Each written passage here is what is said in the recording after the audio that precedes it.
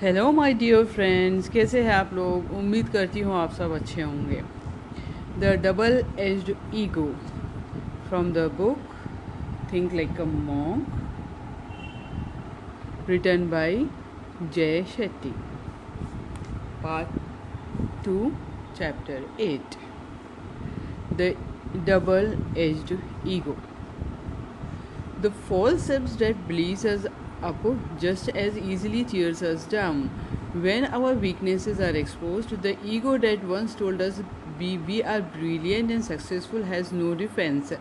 Without our personas, our lives, our prejudices, successful has prejudices, we are nothing, as Frank Abagnale must have felt when he was arrested. Egotism often marks then transforms into low self esteem. In both circumstances, we are too wrapped up in ourselves and how others perceive us.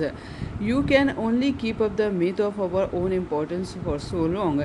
If you don't bring your ego, life will break it for you. I have been at the ashram for 3 years and I have been struggling with my health. I am not with this body. I may not be this body, but I still need to live in it. I end up in the hospital, exhausted, emaciated, lost. Emaciated, lost. I am here undergoing Ayurvedic treatment for 2 months. The monks visit and read to me, but I am alone. And in my solitude, two things come to me. First, I am not physically cut out for the life I am trying to live. Second, the more indisturbingly to live in the ashram may not be my calling.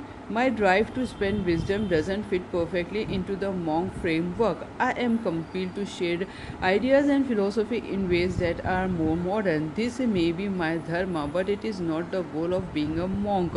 It is not the secret practice. I don't know if this path is for me. This thought hits me and it upsets me deeply. I can't see myself living, and I wonder if my doubts come from my physical state and I am in the right frame of mind to make a decision. When I have the hospital, I go to London for further medical attention. Radhanath Swami and I go for a drive. I tell him what I have been thinking. He listens for a while, asks some questions, thinks, then he says, some people who go to university become professors and some go to university and become entrepreneurs. Which is better? Neither, I say. You have done your training. I think it's best for you to move on now. I am stunned. I didn't expect him to come down on one side so quickly and definitely. Definitively.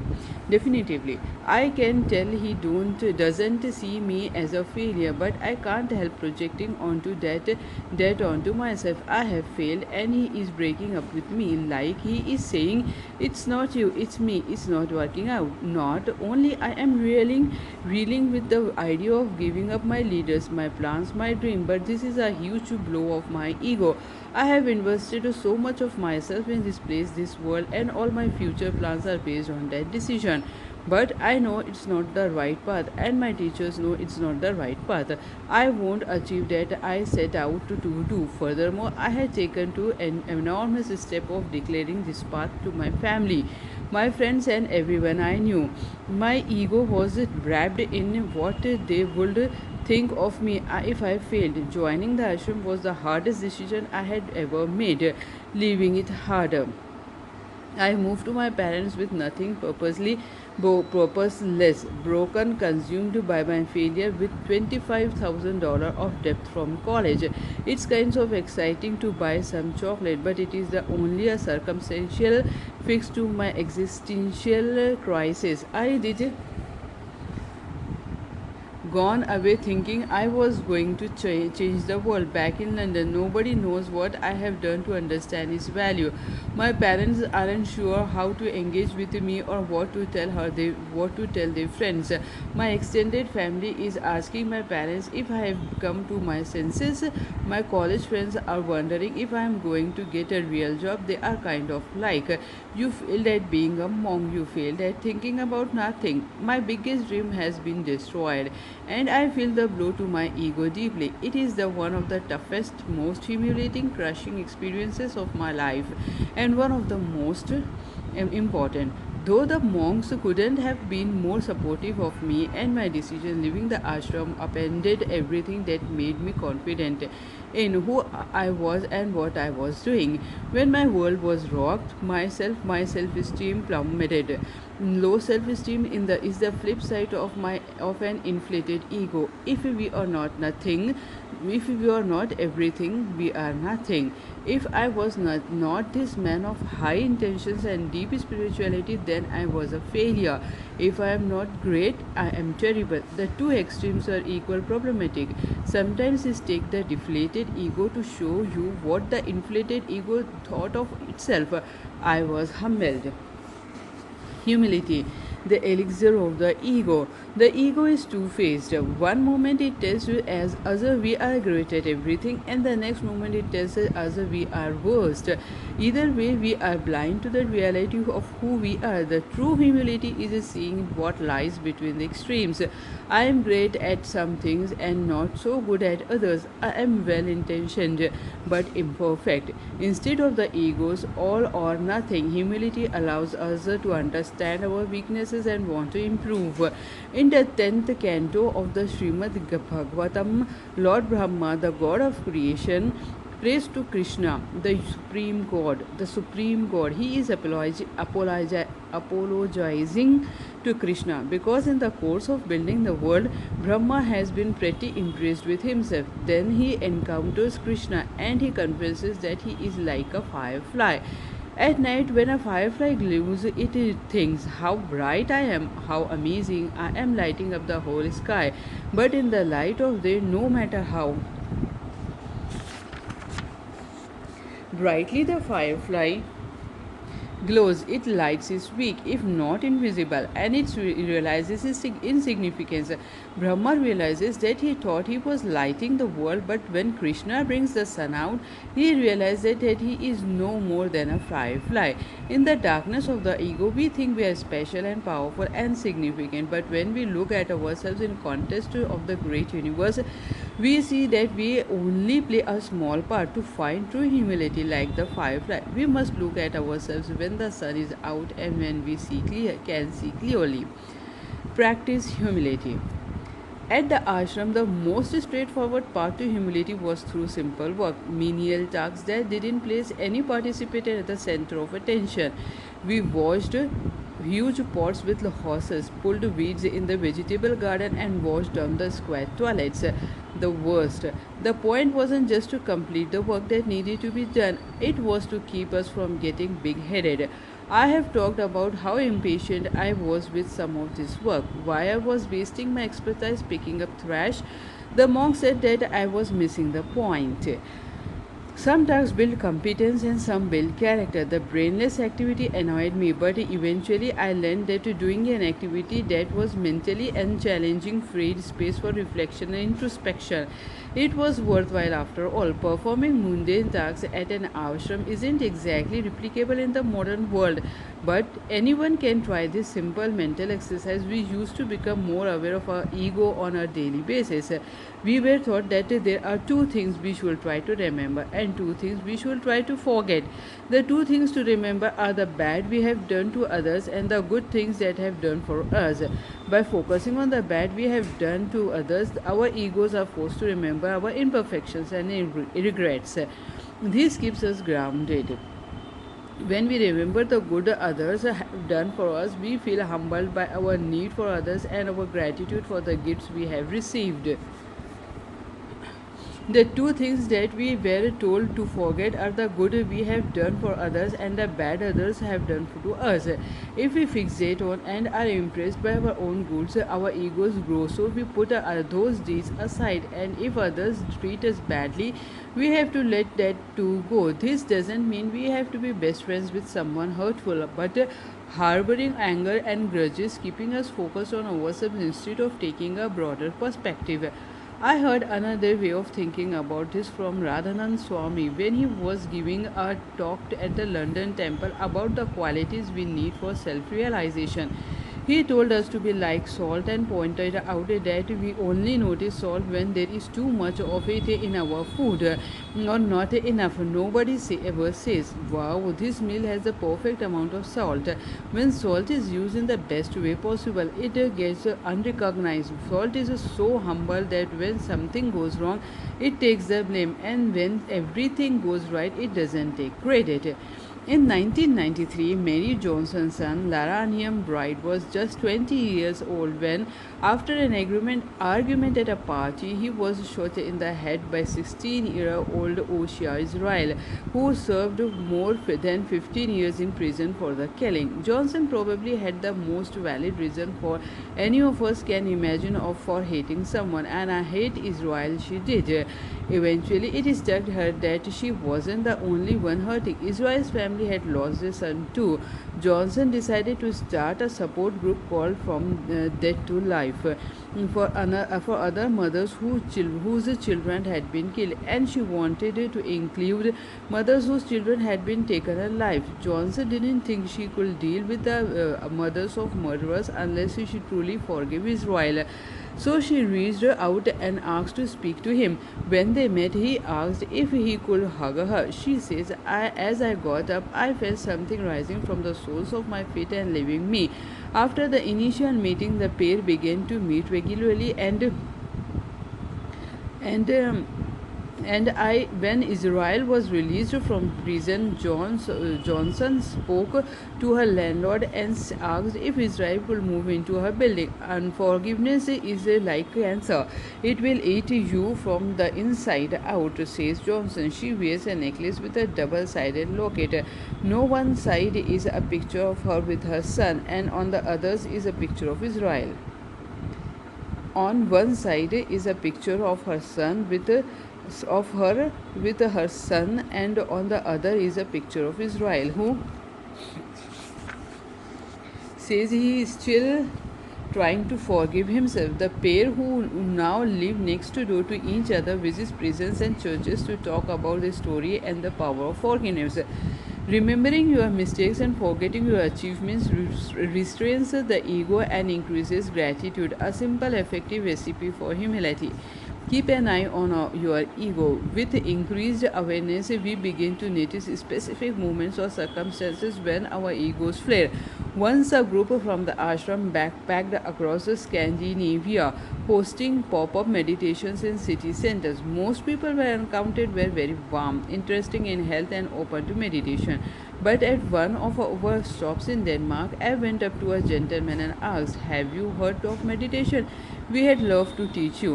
He said, "Couldn't you do anything better with your life?" My ego flared. I wanted to say, "I am not stupid, I am smart. I graduated from a really good school. I could be making six figures. I didn't have to do this. I choose it." I really wanted to set this guy straight. Instead, I said, "I hope you have a wonderful day. If you want to learn how to meditate, please come back." I felt my ego respond. I noticed it but refused to indulge it. This is the reality of keeping our ego in check. It doesn't disappear, but we can observe it and limit its power over us. True humility is one step beyond simply repressing the ego, as I did. In a class at the London Temple, some of my fellow monks were being viewed laughing at the exercise we are doing and talking when they should have been quiet. I looked to our teachers, to Sutapa, who was the head monk in London. I expected Sutapa to reprimand them, but he stayed quiet. After class, I asked him why he tolerated their behavior. "You are looking at how they are behaving today," he said. "I am looking at how far they have come." The monk was remembering the good they have done and forgetting the bad. He didn't take their behavior as a reflection of himself or of their respect for them. He took a longer view that had nothing to do with himself. If someone is treating you badly, I am not advising you to tolerate it like the monk. Some mistreatment is unacceptable, but it's useful to look beyond the moment at the bigger picture of the person's experience as they exhausted, frustrated, making improvements from where they were once were, but to factor in what had led to their behavior before letting your ego jump in. Everyone has a story, and sometimes our egos choose to ignore that. Don't take everything personally, it is usually not about you. Detach from your ego. The monk and I both used the same approach to quiet our egos. We detached from the reaction and became objective observers. We think we are everything we are achieved. We think we are our job. We think we are our home. We think we are our youth and beauty. Recognize what that whatever you have a skill, a lesson, a position, or a principle was given to you, and whoever gave it to you received it from someone else. This isn't directly from the Bhagavad Gita, but to summarize how it sees detachment, people often say, what belongs to you belong to someone.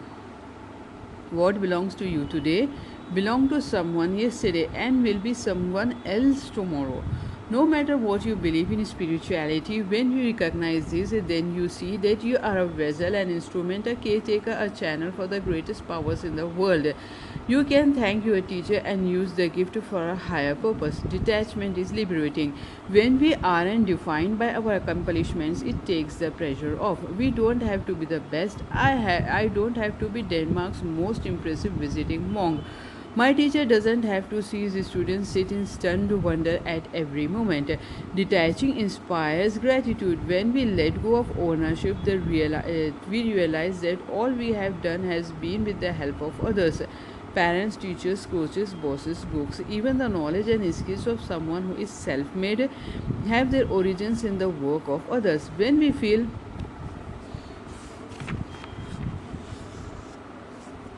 grateful for what we have accomplished, we remember not to let it to go to our heads. Ideally, gratitude inspires us to become teachers and mentors in our own way, to pass on what we have been given in some form.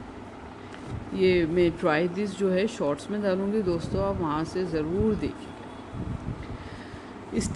Step outside of failure. When we feel insecure, we aren't where we want to be in our careers, our relationships, or in reference to other milestones we have set for ourselves. Either the ego comes to our defense or our self-esteem plummets.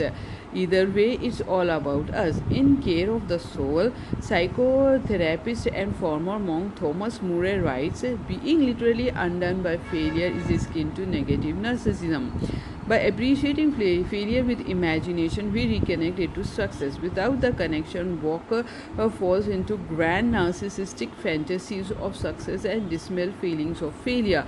Humility comes from accepting where you are without seeing it as a reflection of who you are. Then you can use your imagination to find success. Sarah Blakely wanted to go to law school, but despite taking the exam twice, she didn't pull the LSAT scores she wanted. Instead of becoming an attorney, she spent 7 years going door to door selling fax machines. But she never forgot what her father taught her. Every night at the dining room table, her dad would ask her and her brother not, what did you do at school today? But what did you fail at today?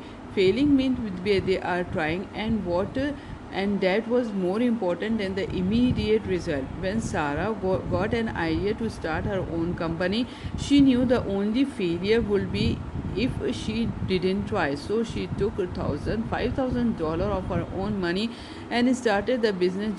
Just 15 years later would make her a billionaire. Spanks. So often we didn't take chances because we fear failure, and that often boils down to a fear of egos getting hurt.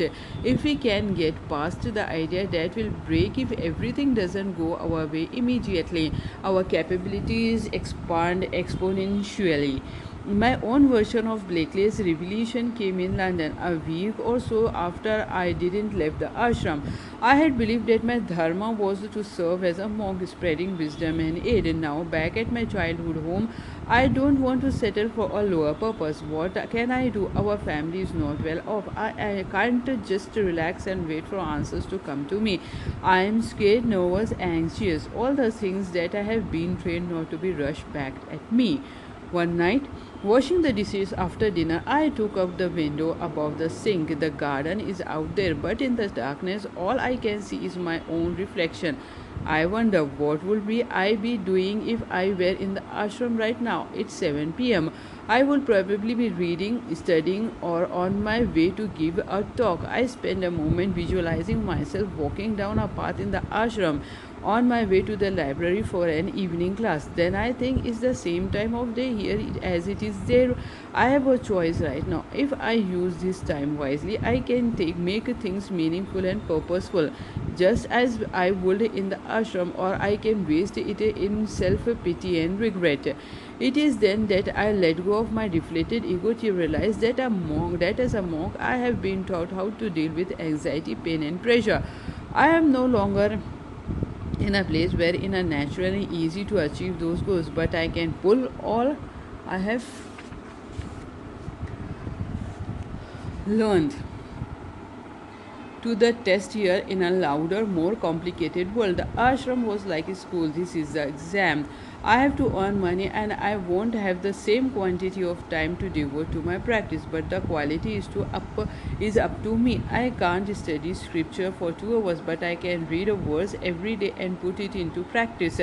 I can't clean temples to clean my heart, but I can find humility in cleaning my home.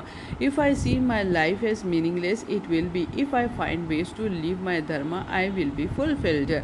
I begin to get dressed every day as if I have a job. I spend most of my time at the library reading broadly about personal development, business, and technology. Humbled, I return to being a student of life. It is a powerful way to re enter the world. Being a victim is the ego turned inside out. You believe that the worst things in the world happen to you. You get dealt the worst cards. When you fail, instead of giving into a sense of victimhood, think of the moment as a humility, anger, keeping you grounded. Then ask yourself, what is going to restore my confidence? It won't grow from the external factor that beyond our control. I couldn't control whether someone gave me a job, but I focused on finding a way to be myself and what I love and do what I loved. I knew I could build confidence around that. Build confidence, not ego. Here's the irony. If you have ever pretended you know something, you probably discovered that it often takes the same amount of energy to feign confidence and feed vanity as it takes to work, practice, and achieve true confidence. Humility allows you to see your own strengths and weaknesses clearly so you can work, learn, and grow. Confidence and high self esteem help you accept yourself as you are, humble, imperfect, and striving. Let's not confuse an inflated ego with healthy self esteem. The ego wants everyone to like you. High self esteem is just fine if you don't. The ego thinks it knows everything. Self esteem thinks it more learn from anyone.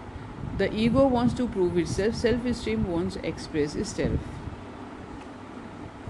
Ego fears what people will say, compares to others, wants to prove themselves, know everything, pretends to be strong, wants people to respect them. Self-esteem filters what people say, compares to themselves, want to be themselves, can learn from anyone. It's okay being vulnerable, respects for others, self and others, respects selves and others. The table above doesn't show just to show the difference between an inflated ego and a healthy self-worth.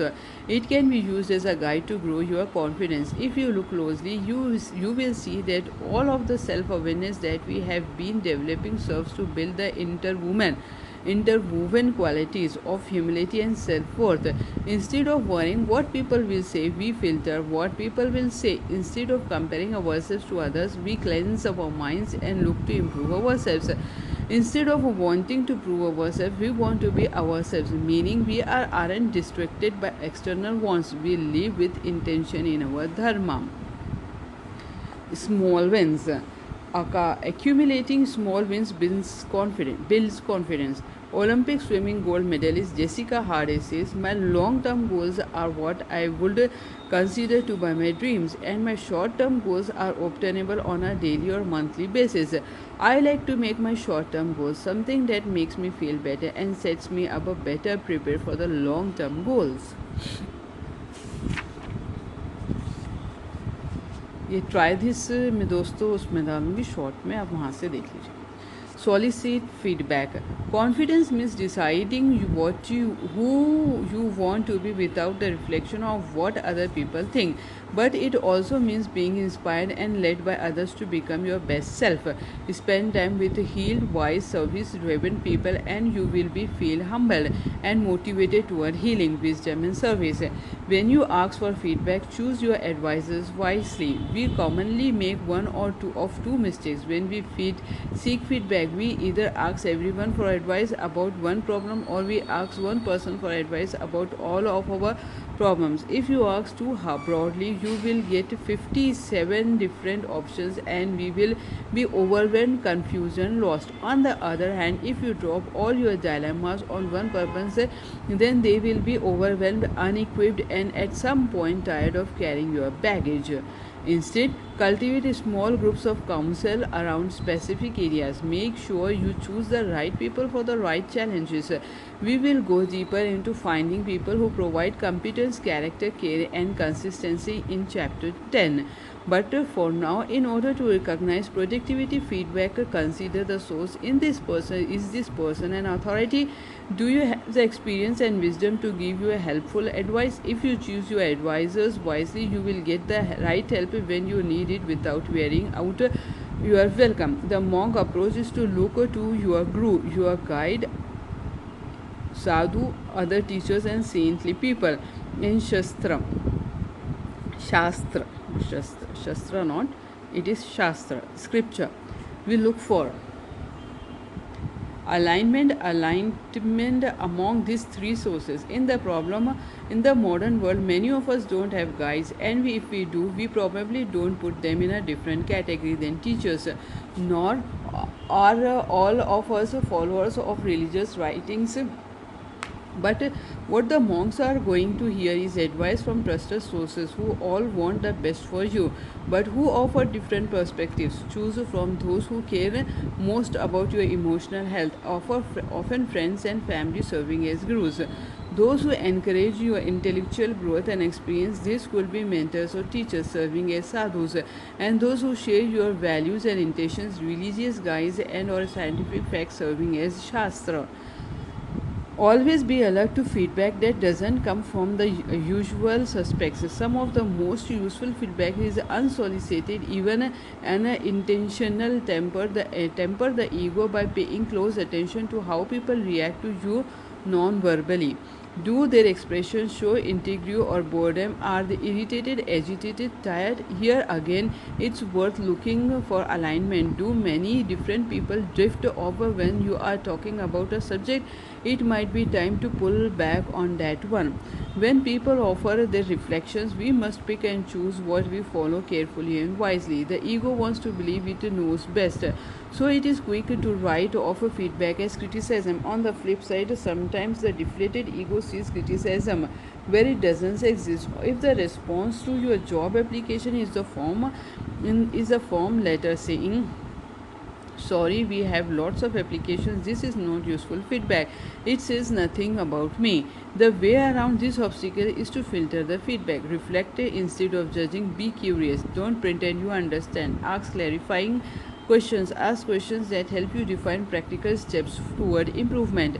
The easy check to confirm that someone is offering criticism is good faith is to see if the person is willing to invest in your growth.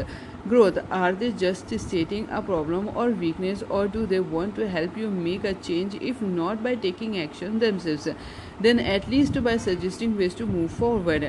When soliciting and receiving feedback, make sure you know how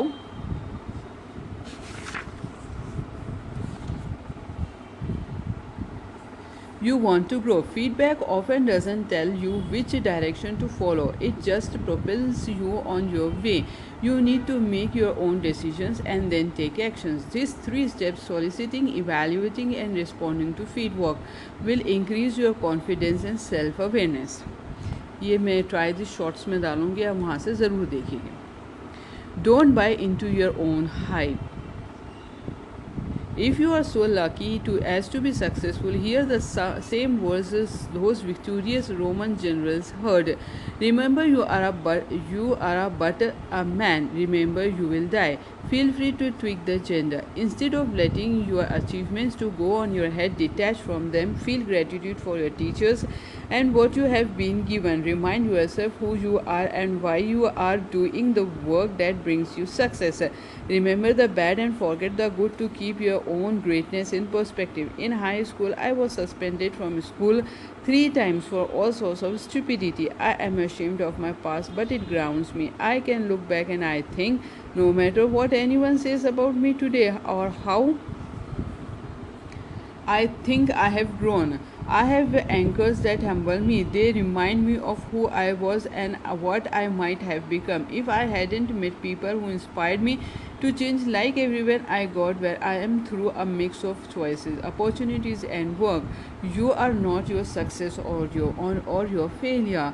Sustain this humility after you have achieved something too. When you are a complimented, commended, or rewarded, neither lap it up nor reject it. Be gracious in the moment and afterward remind yourself of how hard you worked and recognize the sacrifices you made. Then ask yourself who helped you develop that skill.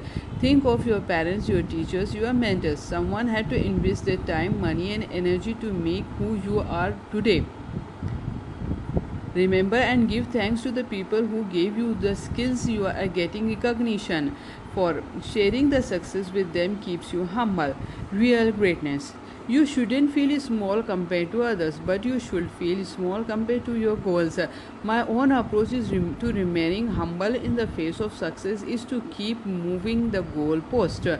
The measure of success isn't numbers, it's depth. Monks aren't impressed by how long you meditate. We ask how deep you went. Bruce Lee said, I fear not the man who has practiced 10,000 kicks once, but I fear the man who has practiced one kick 10,000 times. No matter what we achieve, we can aspire to greater scale and depth. I am not connected with vanity metrics. I often say that I want to take wisdom viral, but I want it to be meaningful.